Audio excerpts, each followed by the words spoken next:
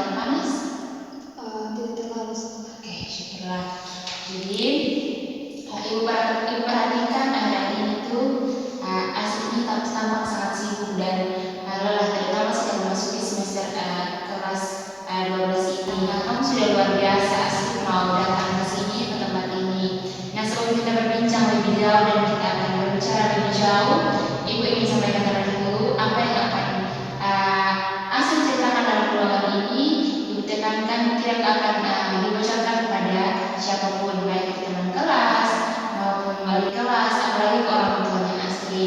Kecuali jika memang ada situasi tertentu yang membuat asli itu merasa bahwa asli berbahaya, baru ibu bisa ceritakan lebih lanjut. Nah, apakah asli sekarang sudah merasa aman dan memahami hal ini? Jujur itu yang membuat saya ragu-ragu sejak kemarin untuk ke sini. Saya juga takut sekali kalau apa yang saya ceritakan akhirnya bisa bocor ke guru lain ataupun ke orang tua saya, ibu. Dan juga Oke, ya, Astrid, ibu sangat paham sekali kekhawatirannya Astrid. Memang ketakutan seperti itu sangat wajar dan kita sebagai manusia pasti rasa takut. Jadi sama-sama seperti yang ibu bilang tadi, kita akan berbicara sangat santai, sangat nyaman. Mungkin tidak perlu Astrid takutkan karena ibu sudah bilang tadi bahwa kita tidak akan membocorkan pembicaraan kita pada ini ke semua orang. Jadi sekarang Astrid sudah tidak perlu takut lagi. baik, ibu, saya akan coba. Nah, Astrid, kalau Astrid sudah merasa nyaman dan sudah siap untuk bercerita, sekarang ibu mau mendengar cerita dari mana atau dari yang paling nyamannya Astrid yang mau cerita bagaimana tentang perasaan Astrid atau apa yang Astrid alami pada saat ini. Baik, ibu, saya bingung harus mulai dari mana, ibu. Tapi intinya saya merasa hidup saya saat ini sedang dikendalikan oleh sesuatu yang buruk. Saya kecanduan merokok. Ya, Astrid, ibu mendengar, ibu rasa memang sepertinya Astrid ini sudah sangat dalam keadaan buruk yang dimana Astrid dikendalikan oleh kecanduan rokok. Terima kasih Astrid karena kamu sudah mau jujur. Memang ini ibu tahu bukanlah hal yang mudah untuk diucapkan. Iya, Bu, saya tahu ini salah. Apalagi saya perempuan. Kalau orang-orang di luar tahu saya merokok, pasti mereka memandang negatif dan mencap saya sebagai orang yang nakal atau perempuan yang nakal. Tapi masalahnya saya sudah tidak bisa mengontrol diri lagi, Bu. Dalam sehari bisa habis 1 bungkus, bahkan kadang-kadang dicampur pakai vape kalau lagi di kamar pada saat malam hari. Oke, jadi apa yang Astrid rasakan itu ada beban moral, ada yang Astrid juga ada tekanan sosial dari segi keberadaan terhadap perempuan perokok. Namun di sisi lain juga Astrid tidak merasa tidak berdaya untuk menghentikan dorongan untuk mengonsumsi rokok yang sangat banyak pada sekitarnya. Ibu bisa mengambil selain soal jumlahnya, apalagi selain soal jumlah yang Astrid bertambah banyak tiap hari, apalagi yang membuat kamu itu merasa ini sudah menjadi masalah besar dalam hidupnya Astrid. Fisik saya sudah mulai terganggu, ibu. Kalau pelajaran olahraga baru lari 1 putaran, dada saya itu sudah langsung sesak, ibu. Dan juga bisa batuk-batuk sampai malam hari. Dan belum lagi, ibu, uang jajan saya habis untuk beli rokok, sampai saya terpaksa bilang ke orang tua saya untuk sengaja bahwa saya menggunakan uang itu untuk membeli buku. Saya juga benar-benar capek dengan kebohongan yang seperti ini. Ya, Astrid, ibu mendengar apa yang Astrid rasakan, ibu merasakan juga yang Astrid rasakan, rasa bersalah dan kecemasan yang ada dalam diri Astrid terkait itu dampak fisiknya Astrid maupun tadi berbohong terhadap orang tua. Kalau boleh kita susun dari apa yang Astrid katakan tadi, sejak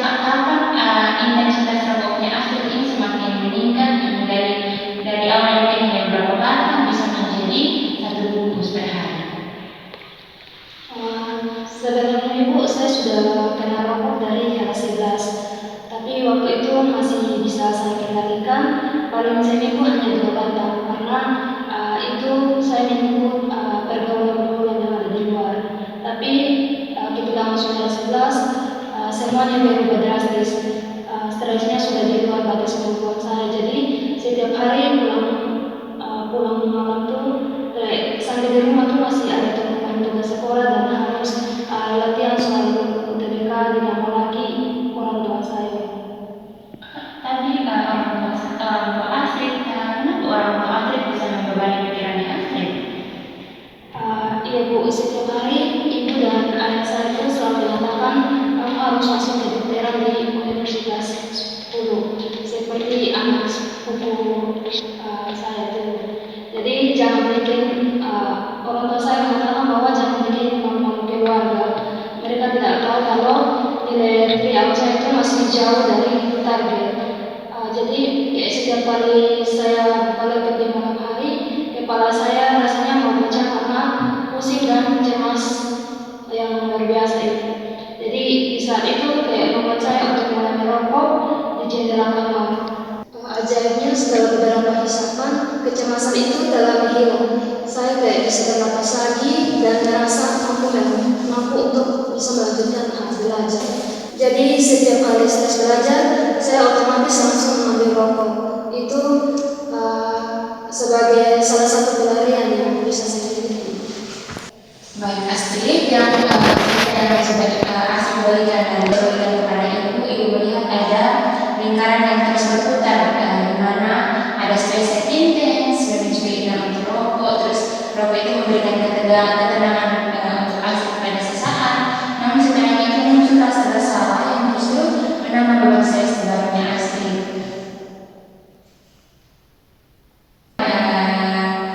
Bekerja sama pada hari ini agar kita bisa mendapatkan intervensi yang baik supaya Astrid ini bisa berubah kebiasaan dan kecanduan merokoknya. Sebenarnya coba kita pikirkan, jika Astrid itu memilih untuk mengabaikan sesuatu kita pada hari ini dan terus merokok, mungkin satu bungkus sehari hingga hari tulisannya Astrid, kira-kira seperti apa kondisi Astrid sekitar 3 bulan sampai 6 bulan ke depan? Mungkin fisik saya akan semakin rusak itu. Saya takut di hari UTBK-nya nanti justru yang sakit karena masalah paru-paru. Uang saku saya akan terus habis dan kata orang tua akhirnya tahu karena saya jatuh sakit, mereka pasti sangat kecewa, marah, dan juga mereka juga tidak akan membiayai pendidikannya saya itu karena cita-cita saya akan benar-benar hancur. Ya, jadi Astrid mempertahankan rokok itu berisiko menghancurkan kesehatannya Astrid jangka panjang. Impiannya Astrid yang sudah Astrid perjuangkan keras, sekaligus kepercayaan dalam hubungan dengan orang tua. Ibu mendengar itu, ibu dengan sangat jelas. Sekarang mari kita balik ke pola yang pertama. Bayangkan sebaliknya, bagaimana jika mulai hari ini Astrid itu berkomitmen untuk mengambil kembali kendali atas dirinya Astrid, belajar mengelola stres dengan cara yang baru, perlahan berubah dari rokok, dan perubahan positif apa yang paling Astrid inginkan atau nantikan dalam hidupnya Astrid? Saya ingin bisa bangun pagi dengan segar tanpa kepala pusing ibu. Saya ingin berlari kejam lagi saat olahraga tanpa dada saya tersesat. Dan juga saya ingin bisa mau belajar untuk fokus lagi dan belajar, dan juga secara alami itu bisa bergantung pada benda itu. Dan yang paling saya rindukan adalah bisa merasa bangga pada diri sendiri karena tidak lagi harus hidup dalam kebohongan dan rasa bersalah yang terus-menerus. Astrid, ibu sangat terkesan sekali dengan apa yang sudah Astrid pikirkan dan Astrid katakan tadi. Karena Astrid bebas dan begitu yang sehat terus untuk menunjang perjuangan akademisnya Astrid itu, serta kedamaian batin tanpa rasa takut dan rasa bersalah, itu adalah motivasi yang sangat kuat dari dalam diri Astrid. Nah, dalam skala 1 sampai 10, seberapa penting bagi Astrid untuk mulai berubah sekarang? Skala 8 ibu, karena saya ingin berubah, saya siap melakukan apapun asal ini mau membimbing dan menemani saya. Astrid, angkatan itu sangat luar biasa, dan kata siap yang kamu ucapkan tadi itu adalah hal yang terpenting yang kita butuhkan untuk melangkah maju. Astrid, sekarang kita akan masuk dalam intervensi yang kedua, di mana kita mulai dengan identifikasi pola pikirnya Astrid yang selama ini tanpa sadar Astrid biarkan dengan mengendalikan pikirannya Astrid. Tadi kan Astrid sudah menyebutkan bahwa pemicu rokok pertama Astrid itu adalah stres pada saat belajar dan teringat akan tuntutan orang tua. Nah, di momen-momen itu pikiran apa yang pertama kali muncul di kepala Astrid secara otomatis? Ternyata aku bodoh, pasti tidak bisa lulus UTBK, atau kepalaku makin pecah dan tidak tahan lagi. Kemudian langsung disusul dengan hanya rokok yang bisa membuat saya itu tenang sekarang. Ya, dalam intervensi kali ini itu namanya intervensi CBT, di mana pikiran-pikiran seperti itu disebut dengan automatic negative thoughts atau dinamakan dengan pikiran otomatis yang negatif. Pikiran yang terus-terus muncul seperti apa yang saya katakan tadi itu muncul sangat cepat, terasa sangat meyakinkan dalam diri Astrid. Nah, namun seringkali tidak mencerminkan kenyataan yang secara akurat. Sekarang ini kita menguji bersama-sama. Apakah rokok itu benar-benar bisa menyelesaikan suatu tujuannya Astrid, atau apakah rokok ini menurunkan ekspektasi orang tuanya Astrid? Coba Astrid pikirkan. Tentu tidak, Bu. Soalnya tetap sulit dan orang tua tetap menuntut hal yang sama. Rokok yang hanya membuat saya tidak merasakan sesaat, tapi kenyataannya tidak berubah sama sekali. Ya, tepat sekali. Rokok itu hanya memberikan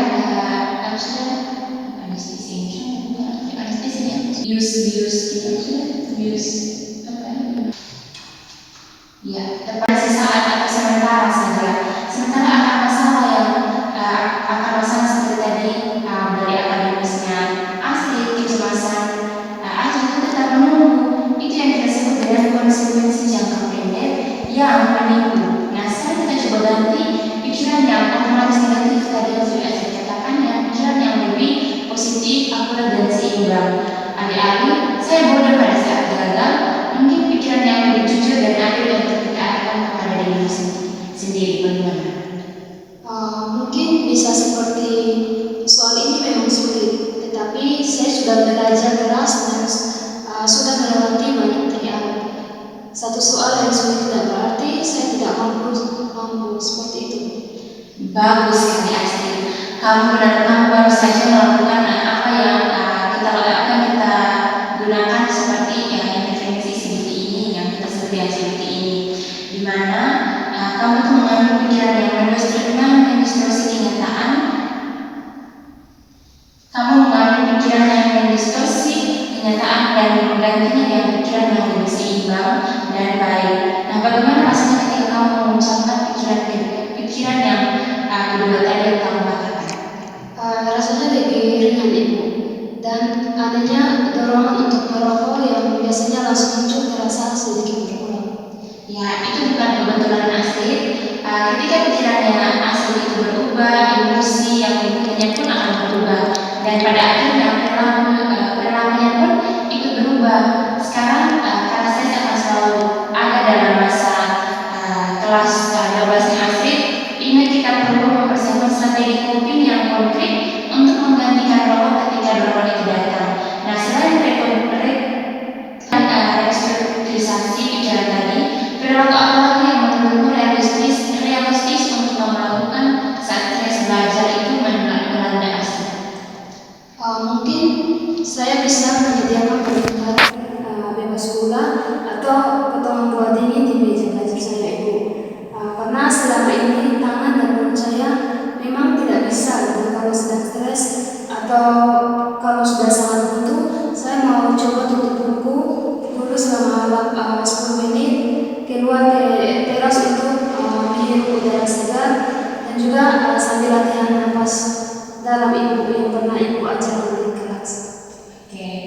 Astrid, selama di rumah nanti Astrid mencoba pernapasan ini agar bisa jauh lebih tenang. Bagaimana perasaan kamu setelah kita mempraktikkan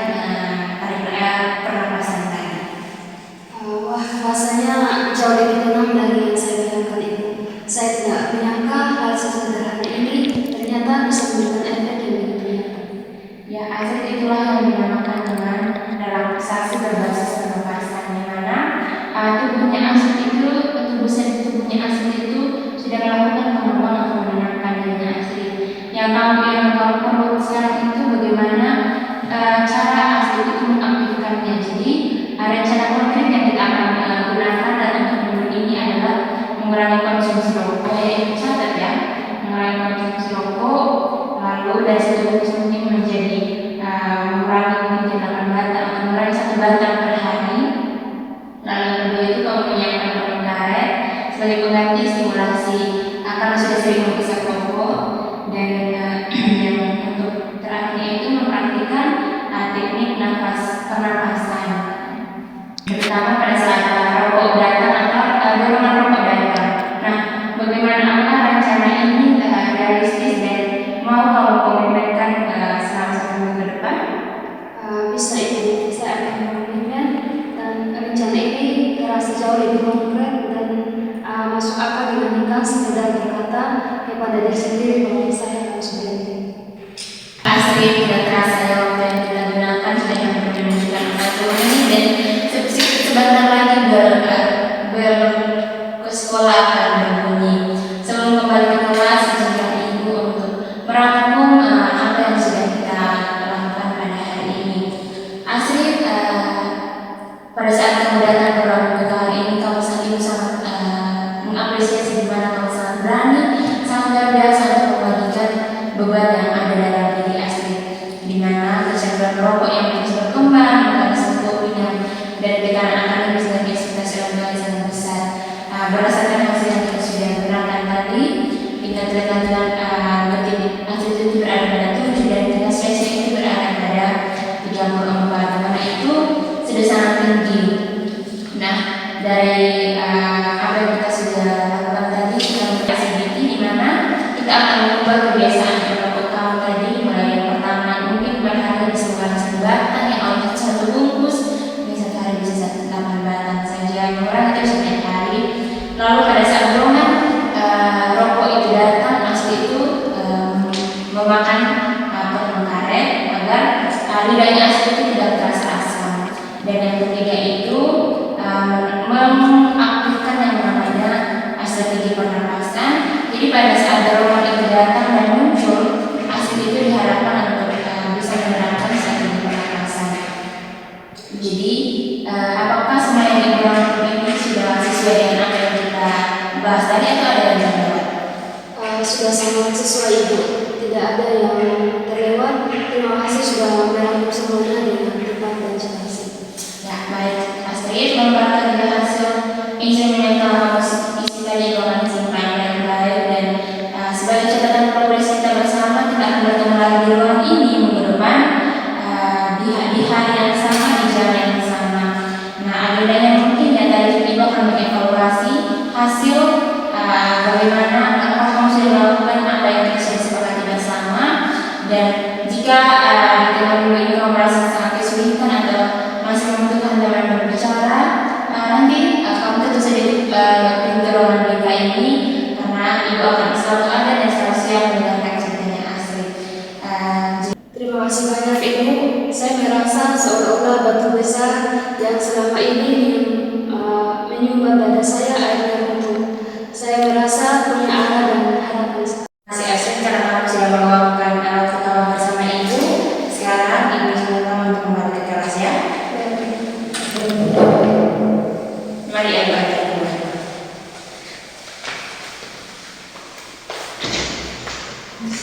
Ya, hati-hati di jalan.